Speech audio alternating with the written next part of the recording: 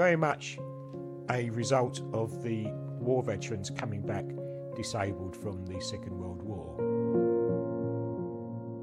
It became apparent to the government that they needed some form of transportation.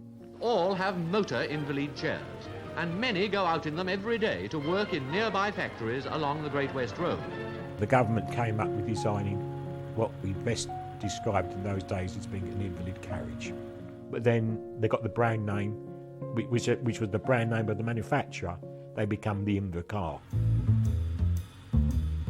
All were hand controls. In other words, if you take the three pedals that are in a normal vehicle, the clutch, the accelerator and the foot brake, they were all incorporated to be only operated by the hands. I'm a victim of polio and have always suffered from restricted mobility. I was 16 when I first got my invalid carriage. The excitement of this vehicle coming into your possession after years of being dependent on, in my case, my parents, to take me anywhere, was an absolute delight and thrill. It gave you the feeling of somehow levelling out the playing field of the limitations put upon you by your disability. It took me to college when I was a student. It took me to my first job. But when we look at it objectively, we can see a lot that wasn't right with it as well.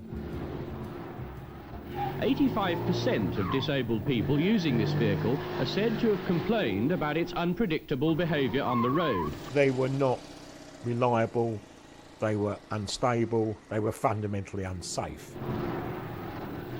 The fact that it was a single seat, I mean, in your formative teenage and 20s years, it was a very antisocial method of transport because, you know, when you started to form friendships with girls and what have you, I was a bit of a rebel, and I can't say with my hand on my heart that I didn't sneak a young lady in my car on more than one occasion. Well, she'd sit where the wheelchair should sit, on the floor, very uncomfortable, totally no padding, no seatbelt, totally unsafe. The campaign to get invalids onto four wheels instead of three switched in October to Tower Bridge. I did take part in a protest against these vehicles where we were looking for the government to consider issuing a regular, adapted, ordinary cars.